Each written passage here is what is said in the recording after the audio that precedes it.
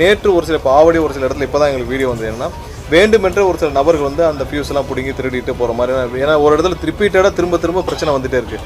என்னென்னு சிசிடிவி அனைத்தும் ஆராய்ந்த பொழுது அவர்களும் ஒரு சில பேர் வந்து நபர்கள் வேண்டுமென்று அதை வந்து திரும்ப திருடிட்டு போகிறதும் அதை எடுத்து அதை ஆஃப் பண்ணுறதும் பார்த்தோம். உடனடியாக காவல் நிலையத்தில் கம்ப்ளைண்ட் கொடுக்க சொல்லியிருக்கு. முடிஞ்ச உடனே காவல் நிலையத்தில் கம்ப்ளைண்ட் கொடுத்தப்போ நம்மளே அந்த வீடியோ வெளியிடுறோம். ஸோ நிறைய இடத்துல இந்த மாதிரி திட்டமிட்டவும் செய்யப்பட்டு வருகிறது. ஸோ அங்கங்கே வந்து இருக்கிற சிசிடிவி ஆதாரத்தின் அடிப்படையில் அதையும் கம்ப்ளைண்ட் கொடுக்கவும் சொல்லியிருக்கோம். ஸோ எங்கே ரிப்பீட்டடாக ஒரே இடத்துல ஒரே பேட்டர்னில் வருதுன்னா ஏன் இந்த மாதிரி வருது அப்படின்னு சொல்லி பார்க்குறப்ப அது ஒரு சில நபர்கள் வேண்டுமென்றே செய்தார்கள். அதையும் இப்போ சிசிடிவி ஆதாரம் வந்திருக்கு. அரண்சை நண்பர்களுக்கு வணக்கம். அரண்சை ஊடகம் சுயேட்சையாக இயங்குவதற்காகவே உருவாக்கப்பட்டது. நாம் செய்கிற வேலை உண்மையிலேயே மக்களுக்காக செய்கிறோம் என்பதை நீங்கள் நம்பினால், வாய்ப்பு இருந்தால் இந்த ரேசர் பே QR கோடுக்குள்ளே நீங்கள் வந்து அதை ஸ்கேன் பண்ணி எங்களுக்கு உங்களால் இயன்றதை விருப்பம் இருந்தால் ஆதரவு தெரிவிக்கலாம். வணக்கம், இது அரண்சை. இன்று நம்மோடு தமிழ்நாடு மின்துறை பொறியாளர்கள் அமைப்பைச் சேர்ந்த காந்தி அவர்கள் இணைந்திருக்கின்றார். அவரை வரவேற்போம். வணக்கம் சார். வணக்கம் தோழர். தமிழ்நாட்டை பொறுத்த வரைக்கும் தற்போது மின்வெட்டு தமிழ்நாடு முழுவதும் இருப்பதாக மக்கள் தரப்புல இருந்து ஒரு குற்றச்சாட்டை முன்வைக்கிறாங்க. பொதுவா கோடை காலம் அப்படின்னாலே அதிக அளவு மின் தேவை ஏற்படும். இந்த மின் தேவையின் அடிப்படையில ஆங்காங்கே வந்து மின்வெட்டு ஏற்படுவதற்கு வாய்ப்பு இருக்கு. இந்த மின்வெட்டு ஏற்படுவதற்கு பல்வேறு காரணங்கள் சொல்லப்படும். அதிக அளவு மின்சாரம் கன்சியூம் பண்ணும் பொழுது அங்கு ஏற்படக்கூடிய பழுது காரணமாக மின்வெட்டு ஏற்படலாம். அப்படி இல்லைன்னா தேவையான அளவு மின் உற்பத்தி இல்லாத காரணத்தினால் மின்வெட்டு ஏற்படலாம். அப்படின்ற மாதிரி பல்வேறு காரணங்கள் எல்லாரும் பொதுவா சொல்லக்கூடிய காரணங்கள். ஆனா இன்னைக்கு ஆளக்கூடிய அரசு தரப்புல இருந்து மின்சாரத்துறை அமைச்சர் சொல்லக்கூடிய காரணம், இல்ல பிற அமைச்சர் சொல்லக்கூடிய காரணங்கள்ல மிக முக்கியமான ஒரு காரணம் சொல்றாங்க. இதுல ஒரு சதி இருக்கிறது, திட்டமிட்டு இந்த வேலையை செய்கிறார்கள் அப்படின்ற ஒரு குற்றச்சாட்டை முன்வைக்கிறாங்க. நீங்க இந்த குற்றச்சாட்டை எப்படி பார்க்கிறீங்க? இந்த குற்றச்சாட்டை நான் ஏற்றுக்கொள்ளவில்லை. இது தவறான குற்றச்சாட்டாகத்தான் இருக்க முடியும். அமைச்சர்கள் அளவில் இது சொல்லுகிறார்கள் என்று சொன்னால் நிர்வாகத்தில் இருந்து அவர்களுக்கு அமைச்சருக்கு சொல்லப்பட்ட ஒரு காரணமாக இது இருக்கக்கூடும். அவ்வாறுதான் நான் பார்க்கிறேன். ஆனால் அமைச்சர் தவறாக வழிநடத்தப்படுகிறார் என்பதுதான் சரியான தகவல் அமைச்சருக்கு தரப்படவில்லை என்று நான் நினைக்கிறேன். இது போன்ற மின்வெட்டுக்கான அடிப்படை காரணம் என்ன? முதல் விஷயம் மின் தடை. இது மின்வெட்டு அல்ல. மின்வெட்டு என்று சொன்னால் தேவை அதிகமாக இருக்கிறது, மின்சார உற்பத்தி குறைவாக இருக்கிறது என்று சொன்னால் அந்த காலகட்டத்தை மட்டும்தான் நான் மின்வெட்டு என்று சொல்ல முடியும். இப்பொழுது மின்சார உற்பத்தி என்பது 20,000 மெகாவாட்டுக்கு மேலே நமக்கு இருக்கிறது. ஆனால் இன்றைக்கு இருக்கக்கூடிய மின்சார தேவை என்பது 17,000 மெகாவாட். நான் நேற்றைய கணக்குப்படி பார்த்தால் 17,179 மெகாவாட் தான் அதிகபட்ச தேவையாகவே இருந்திருக்கு. ஆக மின்சார தேவைக்கு ஏற்க உற்பத்தி இருக்கிறது, அதுக்கு வாங்கிக் கொள்ள முடியும். மின்சார தடை எங்கே ஏற்படுகிறது என்றால் விநியோக பகுதிகள், மின்சாரத்தை மக்களுக்கு கொண்டு போய் சேர்க்கின்ற பகுதியில தடைகள் ஏற்படுகிறது. அந்த தடைகள் எங்கெங்கே ஏற்படுகிறது? அடுத்த கேள்விக்கு நாம் போனோம்னா இன்றைக்கு சென்னையின் புறநகர் பகுதிகள், அதற்கு அடுத்தாற்போல் இருக்கக்கூடிய சென்னையை சுற்றி இருக்கக்கூடிய மாவட்டங்கள், திருவள்ளூர், காஞ்சிபுரம், செங்கல்பட்டு போன்ற மாவட்டங்களில் இந்த மின்வெட்டு, அதுவும் நகர்ப்புறங்களில் தான் அதிகமாக இந்த மின் தடை ஏற்பட்டிருக்கிறது. இந்த மின் தடை கொஞ்சம் நீண்ட நேரமாக இருக்கிறதுனால மக்களிடையே ஒரு பெரிய பாதிப்புகள் இருக்கு. அவங்களுடைய எதிர்வினை என்பது நம்ம எதிர்பார்க்கக்கூடியதாக இருக்கு. ஏன் இப்படி நடக்குது அப்படிங்கிறத நம்ம சொல்லணும். விநியோக பகுதிகளில் தடை ஏற்படுகிறது என்று சொன்னால் குறைபாடு அங்கதான் இருக்கு. அதை அங்கதான் போய் களையணும். அது யார் போய் வந்து இல்ல சதி என்ன செய்ய முடியும்? ஒரு விஷயத்தை நான் ரொம்ப தெளிவாக சொல்ல விரும்புகிறேன். எனக்கு இந்த ஆண்டுடன் 60 ஆண்டு காலம் மின்சார வாரியத்தினுடைய தொடர்பு இருந்திருக்கிறது. எனக்கு என் பணி காலத்திற்கு முன்பாக மின்சார வாரியத்தில் ஒரே ஒரு மின் வேலை நிறுத்தம் நடந்தது. என் காலத்தில் ஒரு 11 வேலை நிறுத்தங்கள் நடந்திருக்கின்றன. 12 வேலை நிறுத்தத்திலும் எந்த காலகட்டத்திலும் எந்த சூழலிலும் தொழிலாளர்கள் மக்களுக்கு கொடுக்கக்கூடிய மின்சாரத்தை தடை செய்வதில்லை என்ற அடிப்படையில் தான் அந்த வேலை நிறுத்தங்கள்லாம் நடைபெற்று.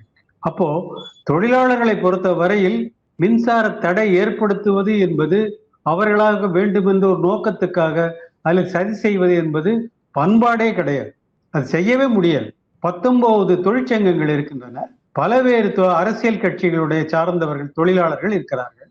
ஆனால் வேலை என்று வரும் பொழுது, மக்கள் பணி என்று வரும் பொழுது அவர்களுக்கு இருக்கக்கூடிய வித்தியாசங்கள், தொழிற்சங்க வித்தியாசங்களோ அல்லது அரசியல் கட்சி வித்தியாசங்களோ நிச்சயமாக வந்ததே கிடையாது.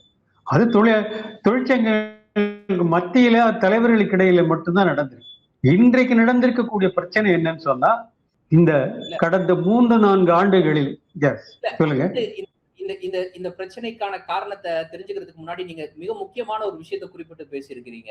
தொழிற்சங்கங்களை பொறுத்த வரைக்கும் கிட்டத்தட்ட 19 தொழிற்சங்கங்கள் இருக்கின்றன. பல்வேறு கட்சிகளை சேர்ந்த தொழிற்சங்கங்களாக அவை இருக்கின்றன. அப்படி இருக்கும்போது ஒரு குறிப்பிட்ட கட்சியை சேர்ந்த தொழிற்சங்கத்தை சேர்ந்த அந்த பணியாளர்கள் இப்படிப்பட்ட ஒரு மின்தடையில தன்னிச்சையாக ஈடுபடுவதற்கான வாய்ப்பு இருக்கா?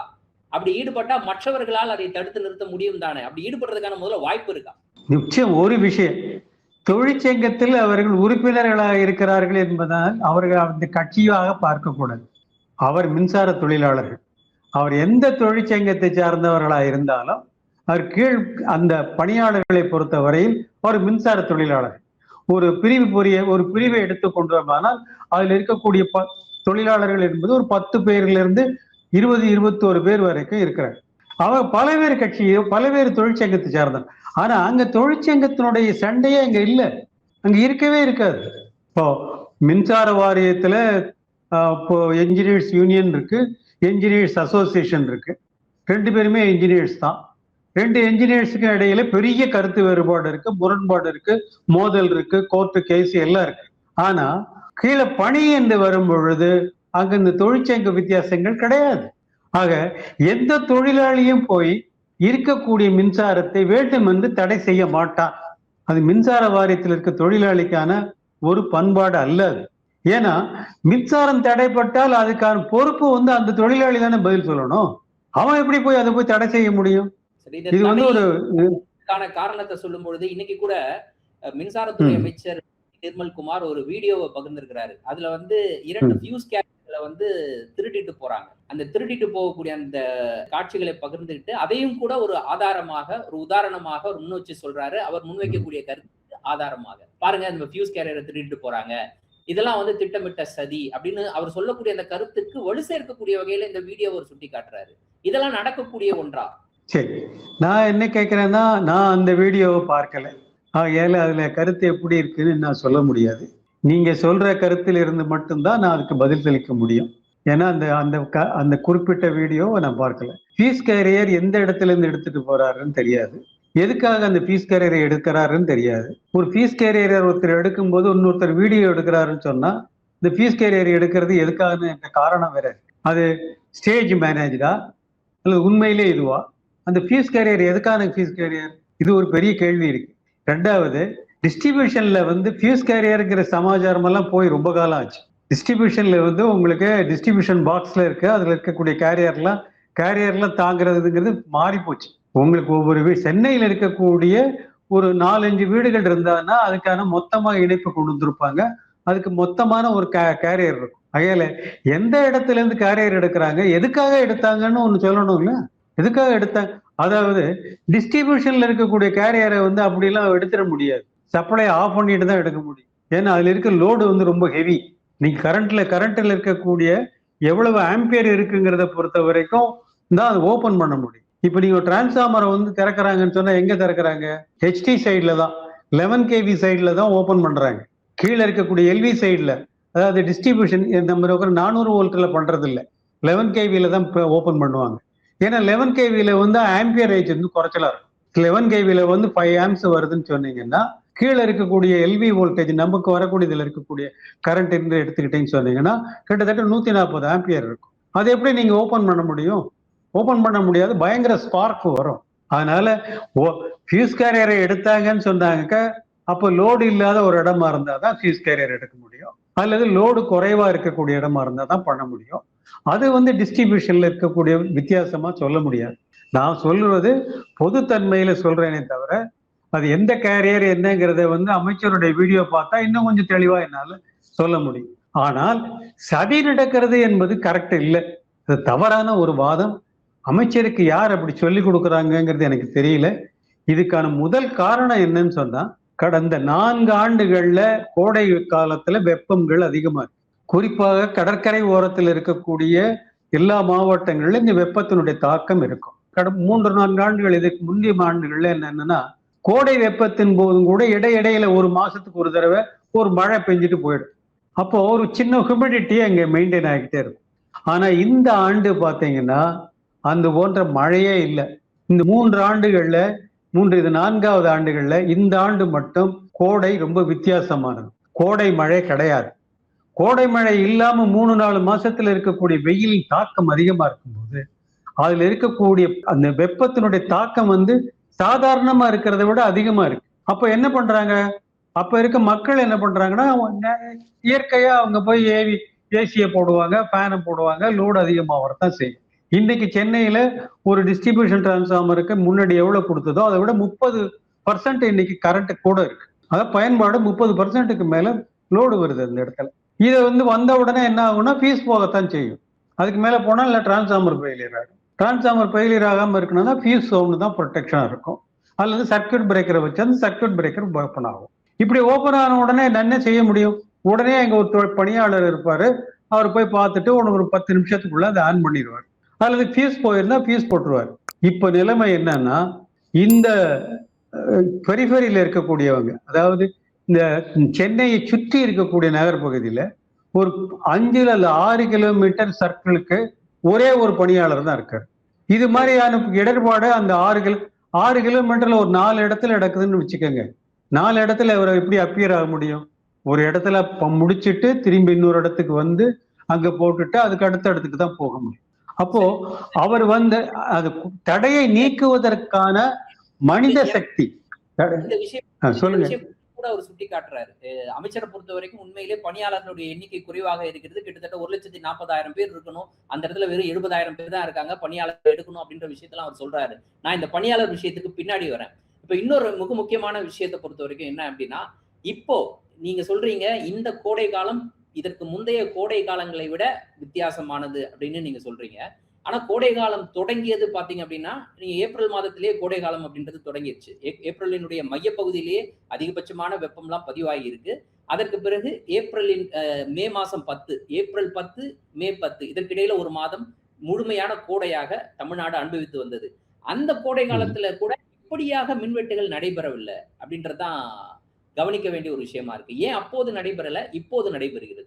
அப்பொழுது இருக்கக்கூடிய மின்சாரம், இப்ப நீங்க தடை ஏற்படுகின்ற இடம் என்பது விநியோக பகுதிகள். எந்தெந்த பகுதியில விநியோக பகுதி நடக்குதோ அந்த இடத்துல நடக்குது. அந்த இடத்துல இருக்கக்கூடிய பிரச்சனைகளை பற்றி தான் நம்ம பேச முடியும். அங்க இருக்கக்கூடிய விநியோக பகுதி பகிர்மானத்தில் இருக்கக்கூடிய குளறுபாடுகள், அங்க ஆட்புகள் இல்லைன்னு சொன்னா இது பிரச்சனை வரத்தான் செய்யும். தேர்தல் நேரத்துல மற்றவங்க எல்லாம் செஞ்சிருக்க கூடாது, இடர்பாடு வந்துடும் சொல்லி பண்ணிருக்கிறதுக்கு அதுக்குன்னு ஒரு பூலிங் பண்ணியிருப்பாங்க, ஒரு ஆளை கொண்டாந்து போட்டிருப்பாங்க. இப்பவும் அது செய்யலாமே. நான் ஒண்ணு கேட்கிறேன், இந்த 70% தொழிலாளர்கள் தான் இருக்கிறாங்கிறது இப்ப மட்டும் இல்ல, 20 வருஷமா அப்படிதான் இருக்கு. 20 வருஷமா அப்படிதான் இருக்கு. எவ்வளவு தொழிலாளர்கள் வருமோ அதுல பாதிக்கு கீழே தான் இருக்காங்க. இப்போ அதை விட கொஞ்சம் அதிகமா குறைவா இருக்காங்கன்னு வேணா சொல்லலாம். ஆனால் அந்த நெட்வொர்க் அங்க இருக்கக்கூடிய கட்டமைப்புல அப்போ இடர்பாடு வரல, இப்ப வருது அப்படின்னு சொன்னா, அப்ப இருக்க இடர்பாடு வந்ததுன்னா அது உடனே சரி செய்யணும். ஏன்னா தேர்தல் நேரம், அது தேர்தல் நேரத்தில் பண்ணிடக்கூடாது அப்படிங்கிறதுக்காக ஒரு தனியான ஒரு அமைப்பையும் ஒரு செட்டப்பையும் ஏற்படுத்தியிருப்பாங்க. சப்ஸ்டேஷன்லயோ மற்ற ஆட்களை போட்டிருப்பாங்க, எல்லாம் செஞ்சிருப்பாங்க. இப்போ அது மாதிரி செய்யறது இல்லை. இப்போ ஒரு ஆளு போய் செய்யக்கூடியவர், இப்ப நீங்க ஒரு செக்ஷன் எடுத்தீங்கன்னா 4 பேர் சூப்பர்வைசரி ஸ்டாஃப் இருக்கான். சூப்பர்வைஸ் பண்றதுக்கு 4 பேர் இருக்காங்க. வேலை செய்யறதுக்கு ஒரே ஒரு ஆள் இருக்கான். எப்படி செய்ய முடியும்? ஒரு ஆள் செய்யற வேலையை 4 பேர் சூப்பர்வைஸ் பண்ண வேண்டியிருக்கு. இப்போ நீங்க இதே நேரத்துல வேற என்ன 4 பேரையுமே நீங்க பணியில என்கேஜ் பண்ணிருப்பாங்க. சூப்பர்வைசரிங்கிற உள் பணி இருக்காது. அப்போ தேர்தல் நேரம் அதனால நடந்தது. இப்ப இருக்கிற நேரம் வேற. தேர்தல் நேரம் முடிஞ்சு போச்சு, அப்ப எல்லாத்தையும் மாட்டிட்டாங்க, அங்கங்க போய் நின்றுட்டாங்க. இப்போ நீங்க செய்யணும்னு சொன்னா என்ன பண்ணணும்? குறிப்பிட்ட இடத்துல மட்டும்தான் நடக்குது. தமிழ்நாடு முழுக்க மின்தடை ஏற்படலை. ரொம்ப குறிப்பா சொல்லணும்னா சென்னை புறநகர் பகுதியில் நடக்குது. அது எப்போ நடக்குது? சாயங்காலம் 7 மணிக்கு மேல இரவு 11:30 மணி வரை. இந்த காலகட்டத்துல தான் மின்தடை அதிகமா இருக்கு. மாலை 7 மணி வரைக்கும் மின்தடைங்கிற சமாச்சாரம் எங்கேயுமே கேள்விப்படுறது இல்லை. 7 மணிக்கு மேல 11:30 மணி வரைக்கும் இருக்கக்கூடியதுல மின்தடை வருது. அப்ப என்னன்னா சமூக பயன்பாடு இருக்கக்கூடிய நேரம். மற்ற நேரங்கள்லாம் இப்ப தொழிலுக்கு போயிடறாங்க, வேலைக்கு போயிடுறாங்க, வீட்டுல இருக்கிறாங்க, அந்த மாதிரி நேரம். அப்போ பணியாளர்கள் வீட்டுக்கு வீட்டுல லைஃப் தொடங்குற போது, இரவு நேரத்தில் அந்த வாழ்க்கை தொடங்கும் போதுதான் இந்த மின்சார தடை வருகிறது. இந்த மின்சார தடை ராத்திரில வரும்போது தடையை செய்யணும்னா அதுக்காக தனியான பணியாளர்கள் இருந்திருக்கணும் இல்லையா? ராத்திரில யாரு வேலை செஞ்சிருப்பா? அவனும் வீட்டுக்கு போகணும். காலையில் 8 மணிக்கு வர தொழிலாளி சாயங்காலம் 6 மணிக்கு வீட்டுக்கு போகணும். அவனும் வந்து வேலை செய்யறான்னு சொன்னான்னா அவன் ஒரு இடத்துல வேலை பார்த்துட்டு இன்னொரு இடத்துக்கு வர்றான். ஒருத்தன் தான் அவைலபிள், அவன் தான் செய்ய முடியுது. இதுதான் காரணம். இப்ப இரவு நேர பணியாளர்கள் அப்படின்றது இரவு நேர பணியாளர்கள்ங்கிறது சப்ஸ்டேஷன்ஸ்ங்கிற மாதிரி இடத்துல தான் இருப்பாங்க, டிஸ்ட்ரிபியூஷன்ல இருக்க மாட்டாங்க. இந்த பிரேக் டவுன் செக்ஷன் ஒன்று இருக்கு. அது வந்து டிரான்ஸ்ஃபார்மர்லயோ ஃபீடரோ போச்சுன்னா, அதாவது ஒரு 11 kV ஃபீடர்னு சொல்லுவாங்க. ஒரு இப்போ டிரான்ஸ்ஃபார்மருக்கு வரக்கூடிய லைன் இருக்கு பார்த்தீங்க இல்லையா, அது ஒரு சப்ஸ்டேஷன்லேருந்து வரும். அந்த சப்ஸ்டேஷன்லேருந்து வரக்கூடிய ஃபீடர்ல எங்கேயாவது ஒரு இடத்துல அறுந்து போகும், அது நின்று போயிடும். அப்படி வரும்போது ஒரு குரூப் ஆஃப் டிரான்ஸ்ஃபார்மர்ஸ், ஒரு 30 டிரான்ஸ்ஃபார்மரோ 40 டிரான்ஸ்ஃபார்மருக்கு சப்ளை இருக்காது. அது போல அட்டன் பண்றதுக்கு தான் உங்களுக்கு இரவு நேர பணியா இருப்பாங்க. டிஸ்ட்ரிபியூஷன்ல இருக்க அந்த செக்ஷன் ஆபீஸ்ல இருக்கக்கூடிய ஆள் யார் இருக்கா, அதுதானே பிரச்சனை.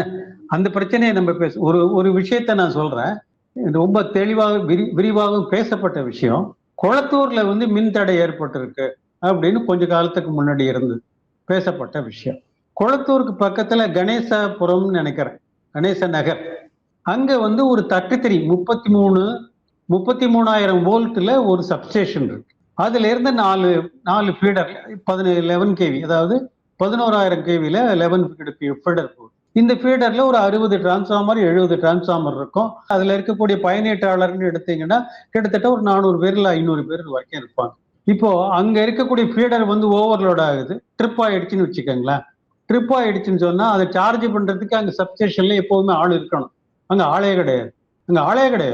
இப்ப என்ன பண்ணுவாரு, இது ஆன் பண்ணணும்னு சொன்னா அவர் ரெட் ஹில்ஸ்ல இருந்து வருவார். ரெட் ஹில்ஸ்ல இருந்து வந்து ஒரு லைனை வந்து அவர் ஆன் பண்ணணும். எலெக்ஷன் டயத்துல மத்த நேரத்துல என்ன பண்ணியிருந்தாங்க, இந்த மாதிரி சப்ஸ்டேஷன்ல ஏதாவது ஒரு ஆளை 12 மணி நேரமோ 24 மணி நேரமோ போட்டுட்டு போயிருந்தாங்க. இப்ப ஆளே படையாது. இதுதான் காரணம். இந்த மாதிரி காரணங்கள் நிறைய இருக்கு. ஒவ்வொரு இடத்துலயும் இந்த மாதிரி பிரச்சனை நடக்குது. ஒவ்வொரு இடத்துலயும் இந்த மாதிரி பிரச்சனை. சொல்லுங்க. அதிகமாக இருக்கக்கூடிய காலங்களில் மின்தடை ஏற்படுவதற்கு வாய்ப்பு இருக்கு. மின்தடை ஏற்படும் பட்சத்துல உடனடியாக மின்சாரத்தை மீண்டும் இயக்குவதற்கு ஒரு ஆள் தேவை. அந்த நபர் கூடுதலாக அவர் பணியமர்த்தப்படுறாரோ வேறு ஒரு இடங்கள்ல இருந்து பணியமர்த்தப்படுறாரோ, இந்த ஏற்பாடு அப்படின்றது இதற்கு முன்னர் செய்யப்பட்டது, இப்போது அது செய்யப்படவில்லை. அப்படியாக அது செய்யப்படும். அப்படியெல்லாம் புரிஞ்சுக்கணும். ஏன்னா விநியோக பகுதியில் தடை ஏற்படுதுன்னு சொன்னா அங்க இருக்கக்கூடிய வேலையாள் தான் அதை செய்யணும். அங்க இருக்கக்கூடிய தொழிலாளர் தான் செய்ய முடியும். அங்க இருக்க தொழிலாளர்களுக்கு தான் தெரியும் என்ன இருக்கு, எங்க போயிருக்குங்கிற விஷயம் அவருக்கு தான் தெரிய முடியும். அப்ப அந்த இடத்துல பணி இல்லைன்னு, ஆள் இல்லைன்னு, 4 பேர் பாக்குற இடத்துல ஒரு ஆளை வச்சிருந்தீங்க, 6 பேர் பாக்குற இடத்துல ஒரு ஆள் இருந்தாருன்னா அந்த பயன்பாடு இப்படிதான் வருது. இப்போ இருக்கக்கூடிய இயற்கையினுடைய தாக்கம், வெயிலுடைய தாக்கம் வந்து கொஞ்சம் கொடுமையா இருக்கு. இந்த கொடுமையா இருக்கும்போது உன்னுடைய மின்சார பழு வந்து கூடத்தான் செய்யும். மின்சார பழு கூடும்போது இந்த மாதிரி இடர்பாடு வருது. மின்சார தடை ஏற்படும். தடை ஏற்பட்ட உடனே அது சரி செய்யக்கூடிய அளவுக்கு தொழிலாளர்கள் இல்லை. இதுதான் சுருக்கமா இந்த பிரச்சனையுடைய சதி. இதுல யாரு எந்த சதியும் போய் செய்ய முடியாது. அமைச்சர் சொன்னது போல, நீங்க சொன்னது போல, இன்னைக்கு பற்றாக்குறை இருக்கிறது, தொழிலாளர்களுடைய பற்றாக்குறை இருக்குது. ஆனா தொழிலாளர் பற்றாக்குறையை நிவர்த்தி செய்வதற்கு காலம் எடுக்கும். நீங்க சொல்வதற்கு 20 ஆண்டுகளாக அது இருந்துட்டு தான் இருக்கு அப்படின்ட்டு காலம் எடுக்கும். பட் இப்போது நீங்க சொன்னது போல ஒரு 4 மாவட்டங்கள்ல இந்த பிரச்சனை அப்படின்றது இருக்கிறது. பிற மாவட்டங்கள்ல தொழிலாளர்கள், மின்துறை தொழிலாளர்கள் பணி செய்து கொண்டிருக்கிறார்கள். இந்த 4 மாவட்டத்தான் பிரச்சனை அப்படின்ற போது கூடுதலாக மற்ற மாவட்டங்கள்ல பணியாற்றக்கூடிய அந்த பணியாளர்களை ஒரு 2 மாதத்திற்கு, கோடை காலத்துல தானே இந்த பிரச்சனை வருது, இந்த ஒரு 2 மாதத்திற்கு இங்க டெபியூட் பண்ணி இப்போதைக்கு இந்த பிரச்சனையை சமாளிப்பதற்கான வாய்ப்பு இருக்கிறதா? அதை செய்யலாமா? தேவையே இல்லை, இது தேவையே இல்லை. மின்சார வாரியத்துல இது எங்க ஃபெயிலியர்னு சொன்னா, டிஸ்ட்ரிபியூஷனுடைய ஹெட், டைரக்டர் டிஸ்ட்ரிபியூஷன், அவருக்கு கீழே 2-3 சீஃப் இன்ஜினியர் இருக்காங்க. இந்த 3 சீஃப் இன்ஜினியர் என்ன பண்றாங்க, இவருக்கு மேல தலைவர் ஒருத்தர், IAS ஆபீசர் ஒருத்தர், சீனியர் IAS ஆபீசர் இருக்கார். இது என்ன பிரச்சனை, அங்க சின்ன ஆட்கள் இல்லைங்கிற ஒரு பிரச்சனை. அது எப்படி தீர்க்கணுங்கிற ஒரு விஷயத்த இந்த சீஃப் இன்ஜினியர் இத்தனை வருஷம் 30-32 வருஷமா இருந்தவங்களுக்கு தெரியலையா? இவருக்கு கீழே 7 அல்லது 8 சூப்பரண்டிங் இன்ஜினியர் வர்றாங்க. அதுக்கு தவிர அதுக்கப்புறம் எக்ஸிக்யூட்டிவ் இன்ஜினியர்ஸ், இதை தவிர ஒரு 24-25 பேர் வர்றாங்க. இத்தனை பேர் அந்த ஸ்டாஃபை பூல் பண்றதுங்கிறது நடக்காத காரியமா? இதுக்கு முன்னாடி எமர்ஜென்சி வந்து அதை செஞ்சிருப்பாங்கல்ல. நிர்வாக ரீதியாக இதுக்கான உத்தரவுகள் படைக்கப்படலை. அந்தந்த சூப்பரண்டிங் இன்ஜினியர் கூப்பிட்டு இனிமே தடை வந்ததுன்னா தடை 10 நிமிஷத்துக்கு மேல இருந்தா நீ தான் பொறுப்புன்னு சொல்றதுக்கு ஒரு மின்சார வாரியத்திற்கு ஒரு தலைவர் தேவைப்படுறார். இந்த தலைவர் வந்து வெறுமனை வீடியோ கொடுக்கறதுக்கும் பதிவு கொடுக்கறதுக்கும் ஊழல்ல நடந்துக்கிறதுக்கு மட்டுமே மேல்மட்டம் இருந்ததுன்னு சொன்னா கீழே இப்படிதான் இருக்கும். இவங்க யாரும் அதை பத்தி பொருட்படுத்தவே இல்லை. ஏன் பொருட்படுத்தல? ஷார்ட் ஃபால் மேன் பவர் இருக்குன்னா கான்ட்ராக்ட் ஒர்க்கர்ஸ் ஏகப்பட்ட பேர் இருக்கான். அதுக்கு தெளிவா தெரிஞ்ச கான்ட்ராக்ட் ஒர்க்கர்ஸை வச்சு செய்ய முடியும். அவனை எங்கேஜ் பண்றதுக்கு பர்மிஷன் வேணும். அவ்வளவுதான் நிர்வாகம் செய்ய வேண்டியிருக்கு. இவனை எங்கேஜ் பண்ணிக்கங்க, இவங்கள்ட்ட ஒர்க் பண்ண கொடுங்க அப்படின்னா சீனியர் பீப்புளை ஒருத்தர் 4 பேர் எங்கேஜ் பண்ணிக்க போறான், வேலை செய்ய போறான். ஆகையால தீர்க்க முடியாத பெரிய பிரச்சனை எல்லாம் ஒண்ணும் கிடையாது. இது தீர்க்க முடிஞ்ச பிரச்சனை. ரொம்ப நான் ஒரு செக்ஷன் ஆபீசரா இருந்தேன்னா, நான் ஒரு ஏரியாவில் செக்ஷன் ஆபீசரா இருந்தேன்னா எங்க இருக்க ஃபோர்மேனையும் லைன் இன்ஸ்பெக்டரையும் டெப்யூட் பண்ணிடுவேன். சூப்பர்வைசரி ஸ்டாஃபா வைக்க மாட்டேன். ஒரு குறிப்பா சொல்றேன், அவங்க மேல எனக்கு கோபம் எல்லாம் கிடையாது. ஒரு பிரச்சனையை எப்படி சந்திக்க முடியுங்கிறதுக்காக சொல்றேன். மின் தடை ஏற்பட்டிருக்கு, இந்த ஏரியாவில் வழக்கமா ஏற்படுது. நீங்க நாளைக்கு ராத்திரி இங்க இருந்து பாருங்க, பகல்ல நீங்க வர வேண்டாம், ராத்திரி இங்க எல்லாம் இருந்து செஞ்சுட்டு அதுக்கப்புறம் எனக்கு ரிப்போர்ட் பண்ணுங்கன்னு சொல்லிட்டு போயிடுவோம். சூப்பர்வைசரி ஸ்டாஃபா எங்கேஜ் பண்ணுங்க ஃபீல்டு ஒர்க்ல, அவங்களுக்கு தெரியும்ல. இதுக்கு எதுக்கு நீங்க ஊர் போட்ட ஆளுங்களை போய் தேடணும், சதி விதி இதெல்லாமா பேச வேண்டிய அவசியம் இருக்கு?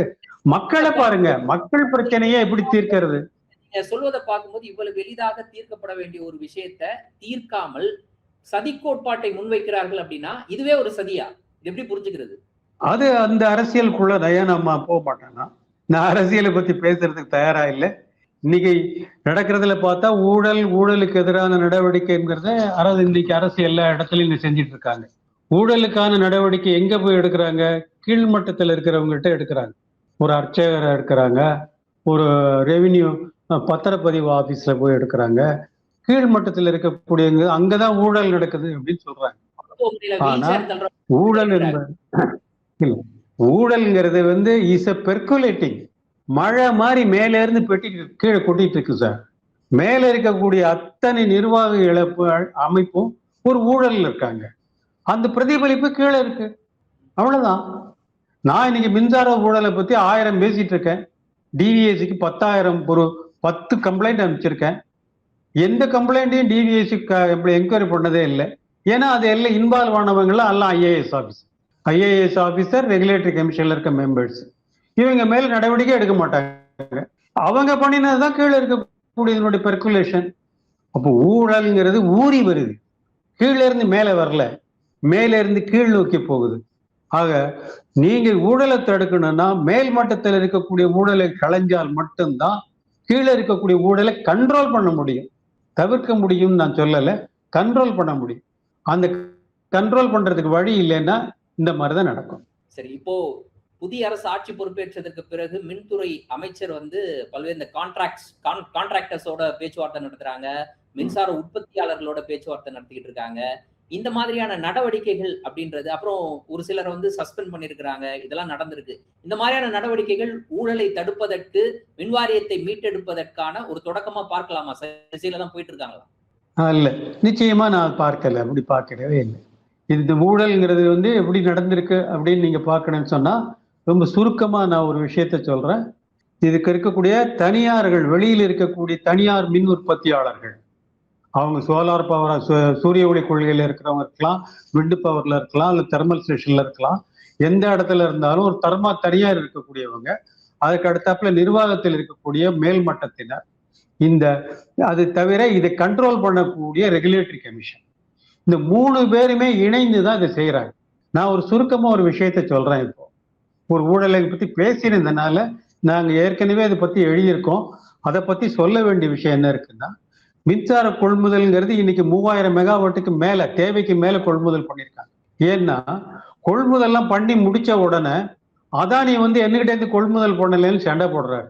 அதானி நிறுவனம், ஏன் மின்சாரத்திட்ட நீங்க கொள்முதல் பண்ணல, சண்டை போடலன்னு சொன்னோம்னா அவர்கிட்ட சமாதானப்படுத்துறது யாருதுன்னா ஒழுங்குமுறை ஆணையம் சமாதானப்படுத்து, மேல் மட்டத்தில் இருக்கவங்க சமாதானப்படுத்திட்டு கொள்முதல் முடிஞ்ச அடுத்த வாரத்திலேயே 4/11/2025 கொள்முதல் முடிந்து போன உடனேயே அதானி கிட்ட கொள்முதல் பண்ணி ஆகணும், அதானியை திருப்திப்படுத்தணுங்கிறதுக்காக ஒரு 1000 மெகாவாட்டுக்கு மறுபடியும் கொள்முதல் பண்றாங்க. இன்னைக்கு அந்த 1000 மெகாவாட்டு கொள்முதல் பண்ணியிருக்காங்கன்னா மொத்த கொள்முதல் இருக்கக்கூடிய 2300 மெகாவாட்ல இன்னைய வரைக்கும் மின்சார தேவை உச்சத்துல போன அந்த ஏப்ரல் மாசத்துல 21,000 மெகாவாட்டை சந்திச்சப்ப கூட அந்த தனியார்கிட்ட இருந்து முழுக்க வாங்கல.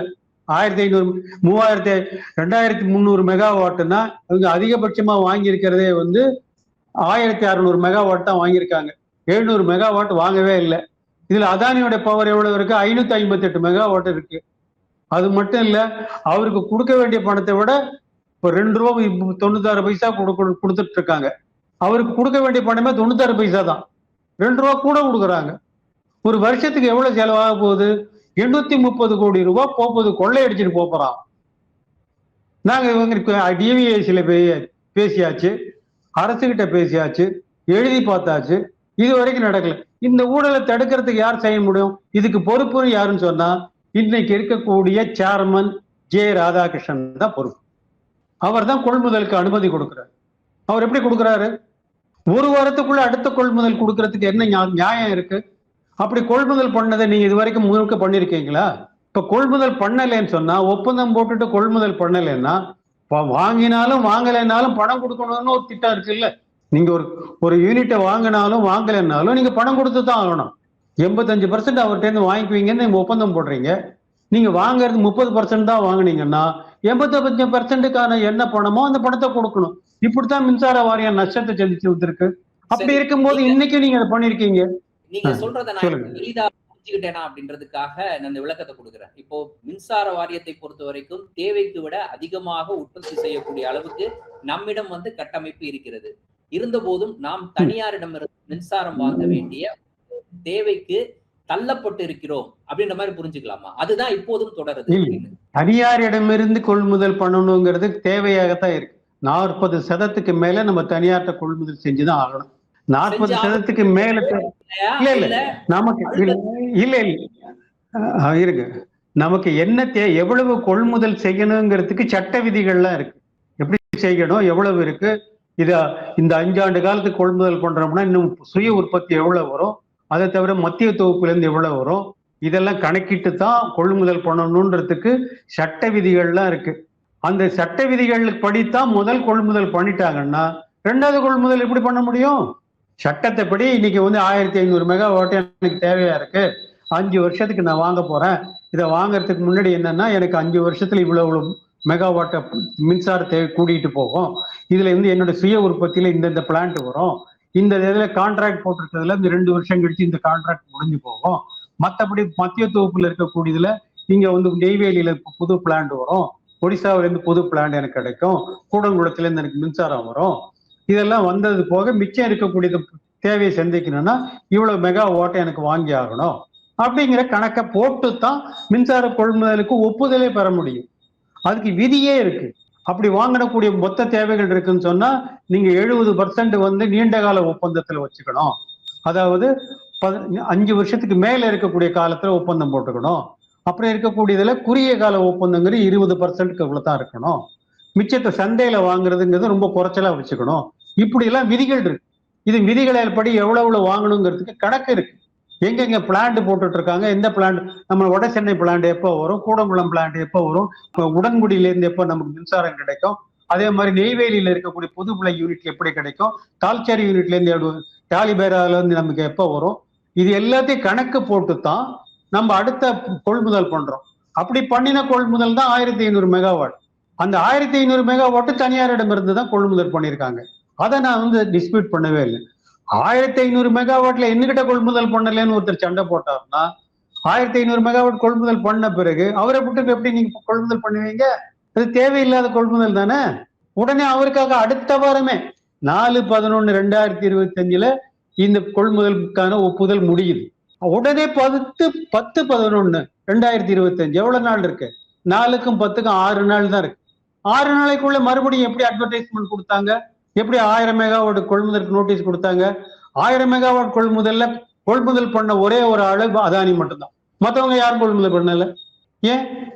அப்போ அதானிக்காக நீங்க ஒரு கொள்முதல் பண்ணுவீங்க, அதானி கிட்ட மின்சாரம் வாங்க மாட்டீங்க, அதானி கிட்ட மின்சாரம் வாங்காமலே தமிழ்நாடு மின்சார வாரியத்தினோட பணத்தை எடுத்து கொடுப்பீங்க. இதுக்கெல்லாம் வந்து மின்சார வாரியத்தின் தலைவர் பதில் சொல்ல மாட்டாரா? அவர் தான் பொறுப்பு. அவர் தான் இந்த ஊழலில் ஈடுபட்டிருக்கிறார். அவரும் அவருக்கு கீழே இருக்கக்கூடிய ஜாயிண்ட் மேனேஜிங் டைரக்டர் ஒருத்தர் இருக்கிறார். இவங்க 2 பேரும் தான் இதுக்கு காரணம். இவங்களுடைய ஒப்புதல் இல்லாம இது கொள்முதலே பண்ணிருக்க முடியாது. அப்படியே ஒரு முடிவு எடுத்தாலும் ஒழுங்குமுறை ஆணையம் அது கட்டுப்படுத்தி இருக்கணும். இது எனக்கு தேவையில்லாம எதுக்கே கொண்டு வரேன்னு சொல்லியிருக்கணும். ஒழுங்குமுறை ஆணையத்தில் இருக்கிறவங்களும் ஓகேன்னு சொல்லி கையெழுத்து போடுறாங்க. அப்படின்னா என்ன அர்த்தம்? அதானி, ஒழுங்குமுறை ஆணையம், மின்சார வாரியத்தினுடைய தலைமை, 3 முக்கோண கூட்டம் இருக்கு. இவங்க தான் கொள்ளையடிக்கிறாங்க. சும்மா எல்லாம் ஒண்ணும் இல்லை. ஒரு வருஷத்துக்கு 830 கோடி ரூபாய் தேவையில்லாமல் மின்சாரம் வாங்காமலே நம்ம கொடுக்க போறோம். மின்சாரம் வாங்காமலே அதானிக்கு பணத்தை கட்ட போறோம். 5 வருஷத்துல மட்டும் 4150 கோடி ரூபாய் வரும் போகும். அதானிக்கு நீங்க அப்படியே அள்ளி தூக்கி வீசி எறியறீங்க. இதுக்கு யாரு பொறுப்பு? அப்போ ஊழல்ங்கிறது மேல் மட்டத்தில் தான் நடக்குது. இது யாருக்குமே தெரியாது. இது எத்தனை பேருக்கு தெரியும்? எத்தனை பத்திரிகையாளர்களுக்கு தெரியும்? தெரியாது. இன்னைக்கு இருக்கக்கூடிய உயர்ந்தபட்ச அதிகார தேதியே 21,000 மெகாவாட் தான். ஆனா இவங்க கொள்முதல் பண்ணது எவ்வளவுக்கு? 24,000 மெகாவாட்டுக்கு கொள்முதல் பண்ணி வச்சிருக்காங்க. இப்ப 3000 மெகாவாட்டுக்கு நீங்க வாங்கினாலும் வாங்கலைனாலும் பணம் கட்டணும். அதுதான் ஒப்பந்தம். இந்த 3000 மெகாவாட்டுக்கு என்னத்தை இப்ப யார்கிட்ட பணம் கட்டுவீங்க? யார் பணத்தை எடுத்து கட்டுவீங்க? இதுதான் தொடர்ந்து நடந்துட்டு இருக்கிற விஷயம். இது மட்டும் இல்ல சார். இதுல நான் ஊழலை பத்தி நிறைய பேச வேண்டியிருக்கு. இவங்க தனியாரோட உள்முதல்ல நடைபெறக்கூடிய ஊழலை நீங்க ரொம்ப அழகா விளக்குனீங்க. இது இல்லாம மின்சார வாரியத்துக்கு தேவையான வேலைகளை செய்வதற்காக வெளியில கொடுக்கக்கூடிய கான்ட்ராக்ட், இதுல பல ஊழல்கள் நடைபெறுவதாக இப்போது பொறுப்பேற்றிருக்கக்கூடிய அரசு தரப்புல இருந்து முன்வைக்கக்கூடிய கருத்தா இருக்கு. அப்படி நடைபெறக்கூடிய ஊழல், அதுல எந்த அளவுக்கு இழப்பு ஏற்படுது? அது உண்மையிலே உடனடியாக கவனிக்க வேண்டிய ஒரு விஷயம். என்ன கான்ட்ராக்ட்ங்கிறது நமக்கு தெரியாம நம்ம அது பதில் சொல்ல முடியாது. மின்சார வாரியத்திலிருந்து வெளியில கொடுக்குற கான்ட்ராக்ட் அப்படின்னு சொன்னீங்கன்னா என்ன கான்ட்ராக்ட்? இப்ப கொள்முதல் பண்றாங்க, டிரான்ஸ்ஃபார்மர் கொள்முதல் பண்ணாங்கன்னு ஒரு விஷயம் இப்போ ஓடிக்கிட்டே இருக்கு. அதே மாதிரி நிறைய விஷயங்களை கொள்முதல் பண்றதுக்கு கான்ட்ராக்ட் நடக்குது. வேலை செய்யறதுக்குன்னு ஒரு கான்ட்ராக்ட் நடக்குது. தெர்மல் ஸ்டேஷன்ஸ் இருக்கு, பெரிய பெரிய இப்போ உடன்குடிய தெர்மல் ஸ்டேஷன்ஸ் இருக்கு. தெர்மல் ஸ்டேஷன்ல வேலைகளை செய்யறதுக்குன்னு நம்ம கான்ட்ராக்ட் கொடுக்குறோம். ஆக எந்த கான்ட்ராக்ட்ல ஊழல், யாரு எந்த கான்ட்ராக்டர் ஊழல் பண்ணாருங்கிறத அரசு நிச்சயமா சொல்ல முடியுமே. வெறுமனே பொதுவா கான்ட்ராக்டர்னு சொல்றது சரியா வராது. கான்ட்ராக்டர் ஊழல் பண்ணாருன்னா எந்த கான்ட்ராக்ட் அப்படிங்கிறது சொல்லணும்ல. ஒரு சிமெண்ட் போல் போடுறதுக்கு கூட கான்ட்ராக்ட் இருக்கு. மின்சார வாரியத்துல சிமெண்ட் போல் எல்லா இடத்துலயும் போடுறாங்க, அதுக்கு கூட கான்ட்ராக்ட் இருக்கு, சிவில் கான்ட்ராக்ட் இருக்கு. இப்ப யார் ஊழல்? எந்த ஊழல்ல சொல்றீங்க நீங்க? யார்கிட்ட இருந்து ஊழல் என்கிறது நீங்க சொல்றீங்க? நாங்க சொல்றது சுருக்கமா சொல்லணும்னு சொன்னா, தனியார் மின்சாரம் இந்த மின்சார கட்டமைப்பில் வருகின்ற வழியில், அதை நேர் செய்கின்ற வழியில் மிகப்பெரிய ஊழல் நடக்கிறது. அதாவது இன்னைக்கு உயர் அழுத்தத்தில் இருக்கக்கூடிய மின்சார தேவைங்கிறது 46,000 மெகாவாட் 25-26 24-25 46,000 மெகாவாட்ல இன்னைக்கு தனியார் மின்சாரம் 24,000 மெகாவாட். அதாவது எங்க அதிகமா ரெவின்யூ வருதோ அந்த இடத்துல தனியார் மின்சாரங்கிறது மின்சார வாரியத்தின் மின்சாரத்தை விட அதிகமா இருக்கு. அது நேர்படுத்துவதும் கணக்கீட்லயும் பெரிய ஊழல் இருக்கு. இதை பேசிக்கிட்டே இருக்கோம். நீங்க நம்மளோட கட்டமைப்புல, மின்சார வாரிய கட்டமைப்புல 16,000 தனியார் மின்சாரம் பாயுதுன்னு சொன்னா உங்களுக்கு ஆச்சரியமா இருக்கும். ஒரு HT வயர்ல 16,000 பேருடைய மின்சாரம் இங்க பாய்ஞ்சிட்டு, தனியாரோட மின்சாரம். மின்சார வாரியத்திட்ட மின்சாரம் மட்டும் இல்ல. இப்ப நான் சொன்ன மின்சார தேவை வாங்கணும்னு சொல்லும் போது தனியார் மின்சார ஒப்பந்தம் போட்டது எவ்வளவுங்கிறது சேர்த்து எடுத்துக்கணும். மொத்த தேவையில வரும்போது அந்த தேவையை கழிக்கணும் இல்ல, அந்த தேவையை கழிக்கணும் இல்ல, அந்த தேவையெல்லாம் கழிக்கல அவங்க. அதில் நிறைய விஷயங்களே நம்ம பேச முடியும். இறுதியாக இவ்வளவு காரணங்கள் இருக்கு. இப்ப தமிழ்நாட்டுல மின் தடை ஏற்படுவதற்கு இவ்வளவு பெரிய காரணங்களை நீங்க குறிப்பிட்டீங்க. மின் வாரியத்தை மீட்டெடுப்பதற்கு செய்ய வேண்டிய நடவடிக்கைகள் என்ன அப்படின்றத நீங்க குறிப்பிட்டு பேசுங்க. இப்போ இடைக்காலமாக இந்த மின் தடையை கட்டுப்படுத்துவதற்கான வழிகள் இருக்கின்றது, அதை செய்ய தவறுகிறார்கள் அப்படின்ற அந்த நேரத்துல இன்னொரு குற்றச்சாட்டை அவர்கள் வைப்பது அப்படின்றது பொதுமக்கள் மத்தியில இப்போ மின்சார வாரிய ஊழியர்களுக்கு ஒரு ஆபத்தை ஏற்படுத்தக்கூடிய வகையில் இவர்களுடைய இந்த கருத்து அமையாதா? ஏன்னா இந்த மின்தடையை ஏற்படுத்தக்கூடியவர்கள் மின்வாரியத்தில் பணியாற்றக்கூடிய பணியாளர்கள், ஒரு குறிப்பிட்ட கட்சிக்கு ஆதரவாக அவர்கள் செயல்படுகிறார்கள், திட்டமிட்டு மின்தடை ஏற்படுத்துகிறார்கள் அப்படின்னா ஒரு பகுதியில் இதை கேட்கக்கூடிய மக்கள், அவர்கள் பகுதியில ஒரு மின்வெட்டு ஏற்படும் பட்சத்துல இதை அவர்கள் உள்வாங்கிக் கொண்டால் அந்த பகுதியில வேலை செய்யக்கூடிய மின்வாரிய ஊழியர்களுக்கு எதிராக திரும்புவதற்கான வாய்ப்பு இருக்கிறதா இல்லையா? நிச்சயமா இருக்கு. இதை அமைச்சரவையிலோ அல்லது மின்சார வாரியத்தின் தலைமை பொறுப்பில் இருக்கக்கூடிய யாருமே அதை கொஞ்சம் யோசிச்சு தான் அதை சொல்லியிருக்கணும். எல்லாமே அரசியல் கிடையாது. அந்த கீழே இருக்க தொழிலாளியை போய் பலி கொடுக்கறது சரியானது கிடையாது. அவர் வேணும்னு செஞ்சுட்டாரு பண்ணிட்டு பீஸ் கேரியர் எடுத்துட்டு போறாங்கிறத சும்மா அது வீடியோ எடுத்திருக்காங்க. வீடியோ எப்போ எடுத்தாங்க, எப்படி எடுத்தாங்க, அவருக்கு தெரியாம எடுத்தாங்களா? அப்படின்னா எடுத்துட்டு போன இப்போ பீஸ் கேரியர் எங்க கொண்டு போனாங்க? இது மாதிரி நிறைய கேள்விகள் இருக்கு. இது மாதிரி தொழிலாளர்கள் மேலிருந்து பழி போடுறது சரியானது இல்லை. இந்த மின்சார வாரியம் 1957 உருவான காலத்துல இருந்து இன்னைய வரைக்கும் தொழிலாளர்களுடைய பங்கு, அவர்களுக்கும் இந்த மக்களுக்குமான தொடர்புங்கிறது ரொம்ப நெருக்கமானது. அந்த தொழிலாளர்களை பெரும்பகுதியான தொழிலாளர்கள் அந்த கீழ்மட்டத்திலிருந்து வந்தவங்க தான் இந்த மின்சார வாரியத்தினுடைய கீழ்மட்ட தொழிலாளர்களாகவே இருக்காங்க. கான்ட்ராக்ட் ஒர்க்கர்ஸாவோ எதுவோ வேலை செஞ்சுதான், கேஷுவல் லேபரரா வேலை செஞ்சவங்க தான் இன்னைக்கு வயர்மேனாவோ லைன் இன்ஸ்பெக்டராவோ போர்மேனாவோ இருக்காங்க. அவங்க எல்லாம் இந்த மின்சார வாரியத்தினுடையே சேர்ந்து போடுவாங்க. அவங்க யாரும் மின்சாரத்தை தடை செய்யணும், எடுத்துட்டு போறோங்கிற மாதிரியான வேலைகளை யாருமே செய்ய மாட்டாங்க. இது அது ஒரு பண்பாடு. மின்சாரம் இல்லைன்னு சொல்லும் போதுதான் மின்சாரத்துக்கான மனிதனுக்கான வேலை வருது. மின்சாரம் இருக்கிற வரைக்கும் அவன் ஞாபகத்துக்கு வரமாட்டான். ஒரு வயர்மேன் ஒரு ஏரியாவில் இருக்காருன்னா மின்சாரம் இருக்கிற வரைக்கும் யாரும் வயர்மேனை தேடுறது இல்லை. மின்சாரம் இல்லைன்னா தான் வயர்மேனை தேடுறாங்க இல்லையா? அப்படி அதோட ஒரு இணைந்து போன ஒரு பண்பாடு. இது எந்த பண்பாட்டு நீங்க வேலை நிறுத்தம்னு நடந்த காலத்திலையும் அரசுக்கு எதிரான கடுமையாக போராடின காலத்துல கூட மின்சாரத்துல போய் யாரும் கை வைக்கிறது கிடையாது. அது பழக்கமே ஒரு பண்பாடே இல்லை.